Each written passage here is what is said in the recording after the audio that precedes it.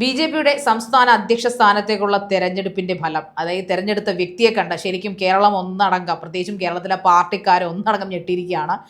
LDFിന്റെ മുട്ടു ഇറച്ചെന്നൊക്കെയാണ് നാട്ടിലെ കരക്കമ്പി പറയുന്നത്. രാജീവ് ചന്ദ്രശേഖർ ഒരുപക്ഷെ പെട്ടെന്ന് ആരും വിശ്വസിക്കാത്ത ഒരു പേര്, അദ്ദേഹം മുൻ കേന്ദ്രമന്ത്രി ആയിരുന്നു എന്നൊക്കെ പറഞ്ഞിരുന്നാൽ പോലും കേരളത്തിന്റെ ദേശീയ അധ്യക്ഷനായി വരുമെന്ന് ഒരുപക്ഷെ ആരും സ്വപ്നത്തിൽ പോലും വിചാരിച്ചില്ല, പ്രത്യേകിച്ചും ബി.ജെ.പി ഭയക്കുന്ന ആൾക്കാർ. സാറിന് എന്ത് തോന്നുന്നു? ഉറപ്പായിട്ടും അതെ. രാജീവ് ചന്ദ്രശേഖരെ ബി.ജെ.പിയുടെ പ്രസിഡന്റായിട്ട് കേന്ദ്രം നിയോഗിച്ചിരിക്കുന്നത് പല ഉദ്ദേശത്തിന് വേണ്ടിയായിട്ട്. വരുന്ന നിയമസഭാ തെരഞ്ഞെടുപ്പ്, വരുന്ന പഞ്ചായത്ത് തെരഞ്ഞെടുപ്പ്, നിരവധി കാര്യങ്ങൾ. അദ്ദേഹം വളരെ ശക്തനായ, അദ്ദേഹം 2-3 പ്രാവശ്യം രാജ്യസഭയിൽ അംഗമായിരുന്നു, അതിനുശേഷം കേന്ദ്രമന്ത്രിയായിരുന്നു. നരേന്ദ്രമോദിയൊക്കെ ആയിട്ട് നേരിട്ട് ബന്ധമുള്ള, വളരെ കേരളത്തിലെ കാര്യങ്ങൾ ചെയ്യുന്ന, എനിക്ക് തോന്നുന്നു കഴിഞ്ഞ ഇലക്ഷനിൽ വളരെ ശക്തമായൊരു മത്സരമായിരുന്നു അദ്ദേഹം തിരുവനന്തപുരത്ത് കാഴ്ചവെച്ചത്. ശശി തരൂരിനോട് ചെറിയൊരു 10,000 വോട്ടിന്റെ കുറവിലാണ് അദ്ദേഹം തോറ്റത്. അതിനുശേഷം അവിടെ തിരുവനന്തപുരത്ത് കേന്ദ്രീകരിച്ച് ശക്തമായ പ്രവർത്തനങ്ങളും കാര്യങ്ങളും ചെയ്യിച്ചു. വളരെ സാമ്പത്തികമായിട്ടും ബിസിനസ് പരമായിട്ടൊക്കെ ബി.ജെ.പിയെ സംബന്ധിച്ചുള്ളത് വളരെ മുന്നേറ്റമാണ്. ഏഷ്യാനെറ്റ് പോലെയുള്ള വലിയ ചാനലുകൾ, അതുകൂടാതെ ഇപ്പോൾ ജനം ചാനൽ, ഇപ്പോൾ എല്ലാവരും ഓൺലൈൻ മാധ്യമങ്ങളിൽ പറയുന്ന 2 ചാനലുകൾ ഇപ്പോൾ ബി.ജെ.പിക്ക് സ്വന്തമാണ്. അതുപോലെ 2 ചാനലുകൾ, അതുപോലെ വ്യക്തിപ്രഭാവവും അദ്ദേഹത്തിന് നമുക്ക് എടുത്തു വരാതിരിക്കാൻ പറ്റത്തില്ല.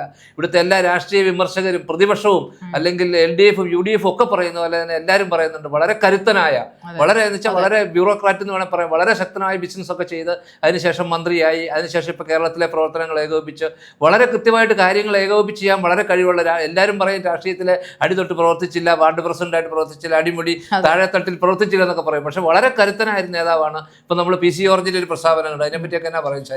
സാർ പറഞ്ഞ കറക്റ്റ് ആണ്. രാജീവ് ചന്ദ്രശേഖർ ആ പേരിൽ തന്നെ ഒരു ഗുമ്മുണ്ട്. കാരണം വേറൊന്നുമല്ല, അദ്ദേഹത്തിന്റെ ഒരു ബാക്ക് ഹിസ്റ്ററി എടുത്ത് നോക്കുകയാണെന്നുണ്ടെങ്കിൽ മറ്റ് ഇതിനു മുമ്പുള്ള പിൻഗാമികളെ പോലെയല്ല, തീർത്തും വ്യത്യസ്തനാണ്. കാരണം അദ്ദേഹത്തിൻ്റെതായിട്ടുള്ള ഒരു ഫിനാൻഷ്യൽ സെറ്റപ്പ് ഉള്ള ഒരു പക്ക പ്രൊഫഷണൽ ആയിട്ടുള്ള ഒരു മനുഷ്യൻ, ഒരു ബിസിനസ് മാഗ്നറ്റ് എന്ന് തന്നെ വേണമെങ്കിൽ പറയാം. ഒരു ബിസിനസ് കുടുംബത്തിൽ നിന്ന് തന്നെയാണ് അദ്ദേഹം വരുന്നത്. കാരണം അദ്ദേഹത്തിന്റെ ബേസ് എന്ന് പറഞ്ഞാൽ ഹാർവാർഡ് യൂണിവേഴ്സിറ്റിയിൽ നിന്നാണ് അദ്ദേഹത്തിന്റെ ക്വാളിഫിക്കേഷൻ.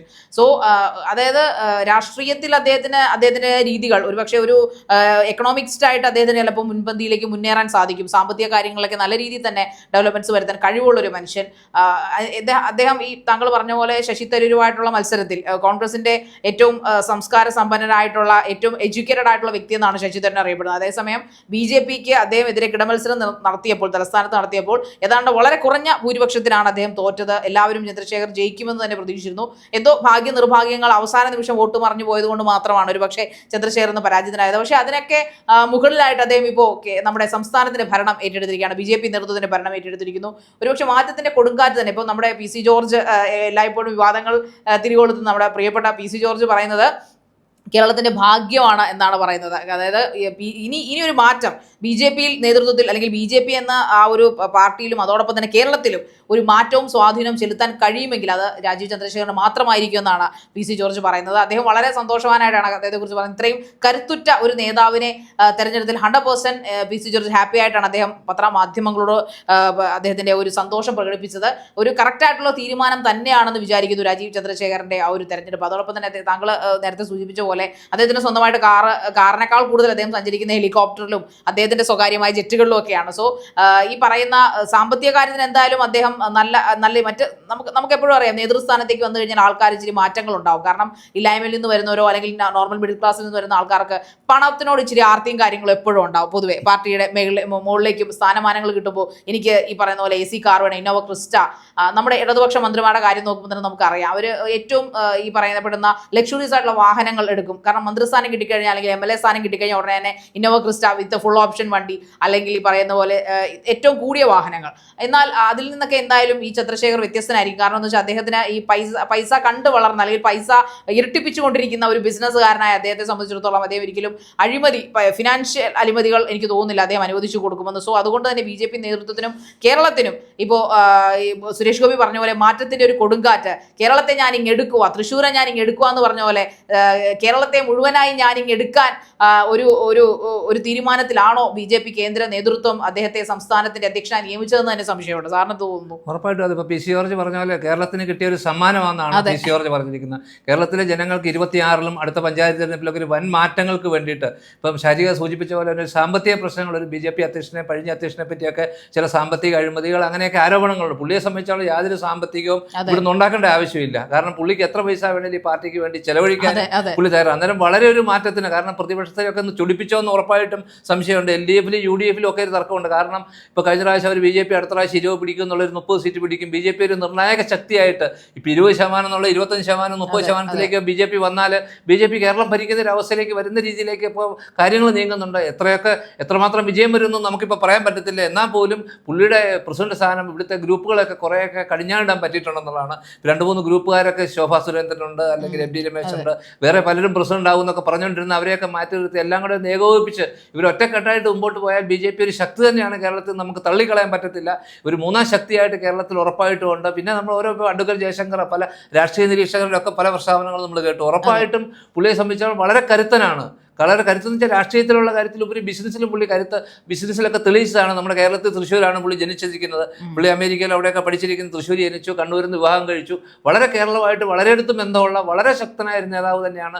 BJPയെ സംബന്ധിച്ചുള്ള ഒരു വളർച്ചയുടെ കാലഘട്ടമായിരിക്കും എന്നുള്ളതാണ് പൊതുവെ മാധ്യമങ്ങൾ പറയുന്നത്. ബാക്കിയുള്ളതെല്ലാം നമ്മൾ കാലമല്ലേ തെളിയിക്കേണ്ടത്. അതിനെപ്പറ്റിയൊക്കെ അപ്ഡേറ്റ് എന്നാ പറയുന്നത്? അപ്ഡേറ്റുകൾ തീർച്ചയായിട്ടും രാജീവ് ചന്ദ്രശേഖർ വല്ലാത്തൊരു ഞെട്ടിക്കലായി പോയി. കാരണം അദ്ദേഹത്തിന്റെ ഒരു നേതൃസ്ഥാനത്തിലേക്കുള്ള വരവ് പൊതുവിൽ ഈ പറയപ്പെടുന്ന പ്രതിപക്ഷ പാർട്ടികൾക്ക് വല്ലാത്തൊരു ഷോക്കായെന്ന് തന്നെ വേണമെങ്കിൽ പറയാം. പൊതുവിൽ അവരത് നടിക്കുന്നില്ലെങ്കിൽ കൂടിയും അങ്ങനെയാണ് വാർത്താ മാധ്യമങ്ങളുടെ പ്രകടമാക്കപ്പെടുന്നത്. പേടിച്ചത് ശരിക്കും LDF ആണ് എന്ന് പറയപ്പെടുന്നു. LDF അല്ല, UDF-നാണ് പേടിയെന്ന് പറയുന്നു. ഇനിയിപ്പോൾ ആര് പേടിച്ചാലും ഇല്ലെങ്കിലും ചെയ്യാനുള്ള കാര്യങ്ങളെല്ലാം രാജീവ് ചന്ദ്രശേഖർ ചെയ്യുമെന്ന് തോന്നുന്നു. കാരണം ഞാൻ നേരത്തെ സൂചിപ്പിച്ചതുപോലെ തന്നെ മുൻകാലങ്ങളിൽ ഈ പറയുന്ന പോലെ സ്ഥാനമാനങ്ങൾ കിട്ടുമ്പോൾ അഴിമതിയിലേക്ക് പോകുന്ന ഒരു കാഴ്ചയാണ് നമ്മളിവൻ കണ്ടുകൊണ്ടിരുന്നത്. പ്രത്യേകിച്ചും നമ്മൾ ഡൽഹിയൊക്കെ എടുത്ത് നോക്കുകയാണെങ്കിൽ കേജ്രിവാളൊക്കെ നമ്മൾ വലിയ മാറ്റങ്ങൾ കൊണ്ടുവരുമെന്ന് കരുതിയ ഒരു മനുഷ്യൻ, അല്ലെങ്കിൽ വലിയ മാറ്റത്തിൻ്റെ ഒരു വക്താവായിരിക്കും എന്ന് കരുതിയ ഒരു മനുഷ്യൻ, ആ മനുഷ്യനൊക്കെ മന്ത്രിസ്ഥാനം കിട്ടിയ, മുഖ്യമന്ത്രി സ്ഥാനത്ത് കിട്ടിയതിന് ശേഷം 87-90 കോടിയുടെ വീടുകളൊക്കെ വയ്ക്കുക, അഴിമതി കേസിൽ ജയിലിലാവുക.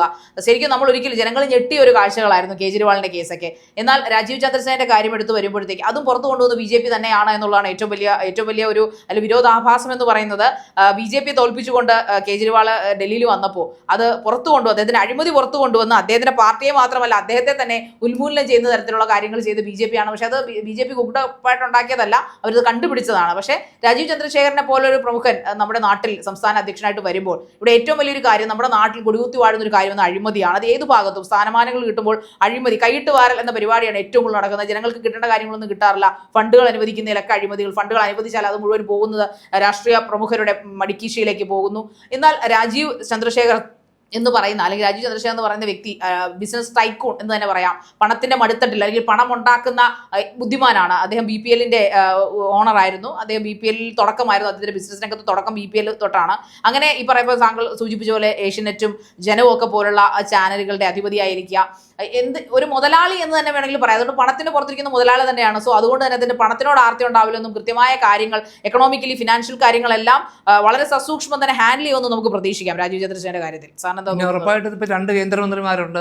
ഈ കേരളത്തിലെ 12 നിയോജക മണ്ഡലത്തിൽ കഴിഞ്ഞ പ്രാവശ്യം അവർ ലീഡ് ചെയ്തിട്ടുണ്ട്. അടുത്ത പ്രാവശ്യം വരുമ്പോഴത്തേക്ക് അതിനൊക്കെ ഒത്തിരി കാര്യങ്ങൾ ഉറപ്പായിട്ടും 2 കേന്ദ്രമന്ത്രിമാരുടെ പ്രവർത്തനങ്ങളും അവരൊക്കെ കുറേ കാര്യങ്ങളൊക്കെ ചെയ്യുന്നുണ്ട്. ഇപ്പോൾ സുരേഷ് ഗോപി ആണെങ്കിലും പുള്ളിയെ കൊണ്ട് പറ്റുന്ന കുറേ കാര്യങ്ങളൊക്കെ, കുറേ വിവാദങ്ങളൊക്കെ ഉണ്ട്. കഴിഞ്ഞ ദിവസം ആശാവർക്കറുമായിട്ടും പല കാര്യങ്ങളും ഉണ്ടെങ്കിലും കേന്ദ്രത്തിലൊക്കെ ഇടപെട്ട് പല കാര്യങ്ങളും, തൃശ്ശൂരായാലും കേരളത്തിൻ്റെ പല കാര്യങ്ങളിലും അവരെല്ലാം ഇടപെട്ട് കുറേയൊക്കെ കാര്യങ്ങളെല്ലാം ചെയ്യുന്നുണ്ട്. ഈ രാജീവ് ചന്ദ്രശേഖർ തോറ്റതിന് ശേഷവും, അദ്ദേഹം തിരുവനന്തപുരത്ത് തോറ്റതിന് ശേഷം തിരുവനന്തപുരത്ത് കേന്ദ്രീകരിച്ച് പ്രവർത്തിച്ച് അവിടുത്തെ പല കർഷകർക്കും പല ആൾക്കാർക്കും വേണ്ടി പല കാര്യങ്ങളും ചെയ്ത് കേരളമായിട്ട് വളരെ അടുത്ത് ബന്ധപ്പെട്ട് നിൽക്കുകയാണ്. അദ്ദേഹത്തിനെ സംബന്ധിച്ചോളം വളരെ പ്രവർത്തിക്കാനുള്ളൊരു അവസരമുണ്ട്.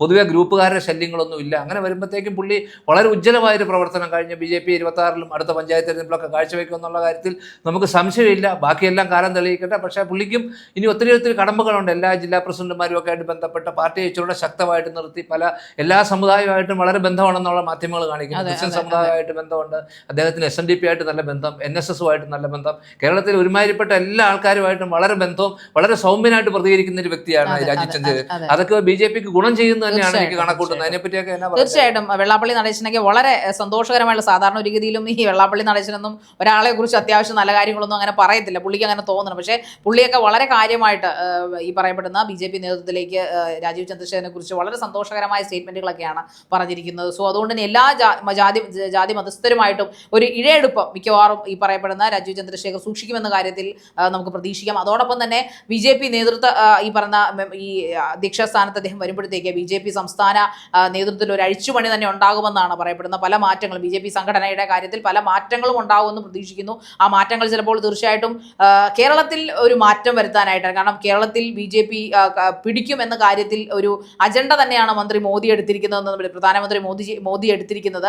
സോ അതുകൊണ്ട് തന്നെ രാജീവ് ചന്ദ്രശേഖരന്റെ ആ ഒരു നേതൃമാറ്റം അല്ലെങ്കിൽ അദ്ദേഹം അധ്യക്ഷ സ്ഥാനത്തേക്ക് വന്നത്, സംസ്ഥാന അധ്യക്ഷന്റെ സ്ഥാനത്തേക്ക് വന്നത് തന്നെ ഒരു നല്ല മാറ്റത്തിന്റെ തുടക്കമായിട്ട് നമുക്ക് പ്രതീക്ഷിക്കാം. അതോടൊപ്പം സുരേഷ് ഗോപി നമ്മുടെ തൃശ്ശൂരിൽ നിന്ന് ജയിച്ചു. അതിനി പലരും ആലപ്പുഴയിൽ നിന്നും ഒരു പക്ഷേ എറണാകുളത്തു നിന്നും കോട്ടയത്തു നിന്നും പാലക്കാട് നിന്നും മലപ്പുറത്തു നിന്നും ഒക്കെ ഇനി പലരും BJPയുടെ സ്ഥാനാർത്ഥികളായിട്ട് നിൽക്കുകയും ജയിക്കുകയും ചെയ്തേക്കാം. അതിന് വലിയ കാലതാമസം ഉണ്ടാവും തോന്നുന്നില്ല. എന്തായാലും നമ്മുടെ നാട് വളരട്ടെ, നാടിനും അതോടൊപ്പം തന്നെ ഏറ്റവും നല്ല കാര്യങ്ങൾ ചെയ്യുന്ന പാർട്ടി വളരട്ടെ, പാർട്ടിയിൽ അഴിമതികളില്ലാത്ത ആൾക്കാർ നേതൃസ്ഥാനത്തേക്ക് വരട്ടെ. അതുകൊണ്ട് തന്നെ BJPയിൽ രാജീവ് ചന്ദ്രശേഖർ അഴിമതിരഹിതമായ ഒരു പാർട്ടി പ്രവർത്തനത്തിന് കാഴ്ചവെക്കാമെന്ന് നമുക്ക് പ്രതീക്ഷിക്കാം.